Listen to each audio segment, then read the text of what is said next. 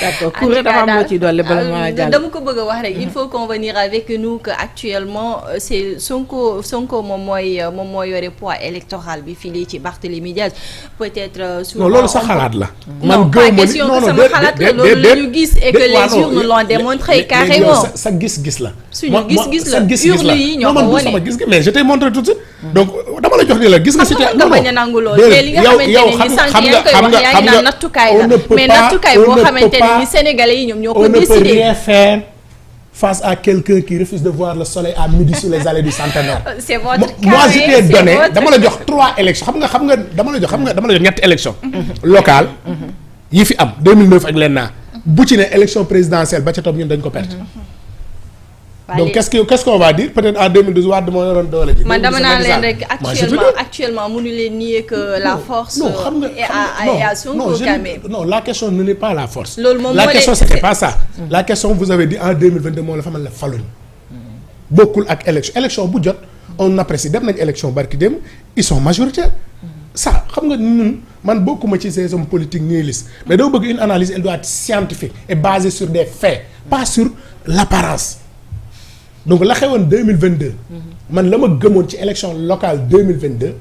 keneen ku taxawoon ku dul Barthélémy mu gañeel man loolu laa gëmoon Dakar parce que nag yàlla dafa dogal 2022. man dama ànd ak moom pendant 1 an on a fait le tour de Dakar sans Ousmane Sonko on a fait le tour de Dakar sans Pastef man commune ba ma dëkk c'est la plus grande commune de Dakar électoralement parlant. moi on a gagné cette commune sans l'apport du Pastef. waaw non xaaral rek xaaral da nga bëgg ma ñëwaat. Grand F laa dëkk Grand F laa non xam nga bu fekkee yow déjà da nga jël position Pastef dina jafe. moi je te donne des faits. non on prend pas position. non parce que tu me juges li nga xamante ne moom la urne yu génne ci la ñu wane fa la ñu à poser des questions y a pas de problème mais quand tu me juges en disant que ko nangu mais c'est des faits yoo xamante ne ce sont les Sénégalais qui l'ont posé. limite-toi aux faits. alors non limite-toi aux faits. c'est des faits yoo xamante ne quand tu veux me caractériser quand tu veux me caractériser en disant du ko nangu ce n'est plus des faits. mais c'est une qualification dañuy sukkandiku li nga xamante ne nii c'est des faits yoo xamante ne ci urne yu la génn. donc limite-toi aux faits. ne me caractérise pas ne me caractérise pas. non mais quand tu me dis du nangu. est-ce que c'est à toi d'apprécier damay nangu. non toi tu te limites à me poser des questions je te réponds. parce que nee nañ la lii moo fi xew nga ne déedéet loolu xew fi. man tamit non je te donne des faits 2022 à Dakar. Grand F laa dëkk fa laa faloo. on a gagné cette commune sans le passé. mais ñun dañu dépassé actuellement 2022 ñi ngi ci 2024 li xew 2024 la ñu wax déedéet non tu sais non la question ce n'était pas d'analyser les résultats de 2024 mais la question de départ c'était vous m'avez dit en 2022 diw moo la fal maintenant su fekkee génn nga fa bëgg ñu analyser élection 2024 yi bëgg nañu analyser élection 2024 on peut analyser. non il faut nga nangu que ni loolu moom moo répété waat non c'est pas à toi de me dire yaay nangu toi tu te limites à me poser des questions non pas du tout en tant que journaliste pose-moi des questions je réponds maintenant et aux Sénégalais d'apprécier pas à toi de me caractériser non tu ne me caractérises pas. c'est pas toi de me dire lu may def lu ma doon def. tu me poses la question et je te réponds. ah si tu as dit du ko nangu. non. pas toi de dire lu may nangu lu ma dul nangu. parce que dañu sukkandiku fu leer. non loolu mooy ay non mooy li leer say bët yow li leer say bët. non je te dis avec moi ce dictat de la pensée ne pense pas. tu me poses des questions je réponds et tu te limites à ça. non faut juste. ah tu te limites aux questions pas de caractérisation man en tout cas ça passe pas avec moi. non. pas de caractérisation. répondez. non si tu te limites aux questions si tu te limites aux questions je me limite à des réponses si tu veux me caractériser je dis non ça moom il faut que ça soit très clair. monsieur Samb xam nga li mu la wax également am na fondement vous dites que en 2022 bi nga ñëwee comme 2022 coalition ngeen demee bi gis nañ ni bi ngeen demee coalition vous avez gagné pas mal de communes mais élection bi ci topp également bii ñu génn rek muy législatif yi Khalifa Sall a été battu dans son propre bureau de vote.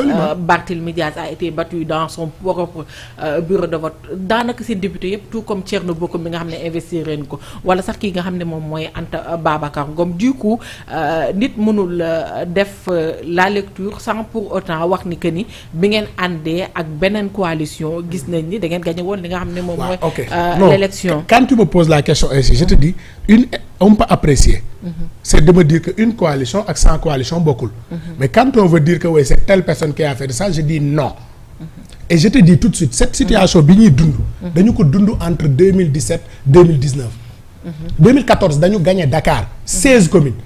Tu sais 2022 avec Yewwi ñaata communes lañ gagné 12 communes. 2017 2014 16 communes lañ gagné Dakar. Et mais pourtant teewul bi ñu demee ci élection législative yi 2017 yi Taxawu s'était retrouvé avec un seul député Khalifa qui a été enlevé. C'est à peu près la même situation bi ñu dundoon en 2017 2014 moom la ñu dundaat actuellement mooy que 2022 on a gagné Dakar. ñëw nañ élection bi on se retrouve avec benn député bu taxaw muy Barthélémy qui est aujourd'hui sorti de la ski. Ça aussi c'est des faits. Et c'est des choses que nous sommes en train de diagnostiquer à l'interne pour voir quelles sont les causes, qu'est-ce qui a fait ça. Mais je vais te montrer juste que c'est pas du tout lu bees. Élection yi ñu génn. Moi je ne suis pas dans le nihilisme. Les élections ont montré que en 2024 bi il y a un parti politique qui a gagné, il y a un parti politique qui est majoritaire, on a reconnu cela. Mais quand tu veux me renvoyer à 2022, je te donne que les éléments de comparaison ne sont pas les mêmes. waaw au niveau à l'interne vous dites que yéen a ngi def li nga xam ne moom mooy diagnostic pour xool lan moo leen indi fi ngeen tollu défaite bi nga xam ne am ngeen ko ci élection yi nga xam ne moom la ñu génn.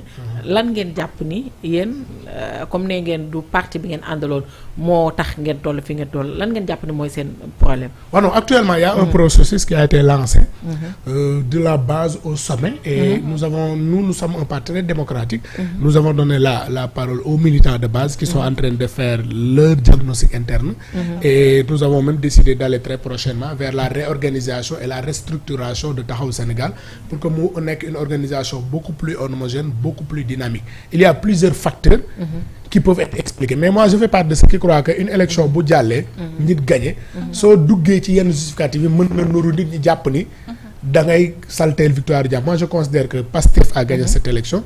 On les a félicités. Nous à l'interne ñi ngi waxtaan xool naka la ñuy defarwaat naka la ñuy réorganiser pour revenir plus fort dans le paysage politique et faire face au pouvoir actuel. D'accord. Pour cette restructuration ndax xalaat ngeen réuniraat le parti socialiste wala ngeen dellu parti socialiste bi nga xam ne ñi nga xam ne ñoom ñoo fondé lii di Taxawu Sénégal daanaka fa lañ jógee ce sont des socialistes de l'âme comme ki nga xam ne moom mooy Khalifa Sall laata ñuy dem ci élection bi amoon na yéene réuniraat li nga xam ne moom mooy sa famille politique ndax dinañ jëm foofu. dellu parti socialiste moom ce n'est pas à l'ordre du jour. Ça il faudrait que ñu tege ko na la di ko. Maintenant des retrouvailles de la famille socialiste. C'est une idée qui est en train de prendre forme. Mais dañ jàpp ne bala ñuy wax retrouvailles ñun d'abord on se réorganise à l'interne waxtaanaat ba pare. Je sais que ñoom aussi à leur niveau ils sont en train de le faire. Mais une fois que toute organisation bu ne def nga sa diagnostic interne waxtaan nga nag ngay organiser demain aller vers des retrouvailles de la famille socialiste ce n'est pas du tout à exclure parce que les expériences politiques ont montré qu'aujourd'hui seuls les grands ensembles remportent les élections. Une organisation seule c'est difficile au Sénégal nga gagner ko. Et tout le monde defal nànk une organisation seule. que ni mën na gagner li nga xam ne moom mooy élection loolu moom foog naa ne c'est révolu parce que Pastef a montré que avec un seul parti mën na gagner li nga xam ne moom mooy élection sinon li jëm ci législatif yi passé il n'allait pas investir dina dem investir les autres candidats yi bokk beneen formation politique. C'est là où se trouve le piège. Là c'est révolu. Non pas du tout révolu. Je te démontre pourquoi. Le PASTEF est parti sous la bannière de PASTEF mais soutenu par une coalition. Ça c'est la réalité aussi. C'était pas PASTEF intitulé parti bu demoon. Ils ont je parle des élections législatives pas de la présidentielle. Je te parle de la présidentielle et des législatives. Mais législatives yi kan déglu mën a gën. Aïda Mbodj PASTEF la bokk.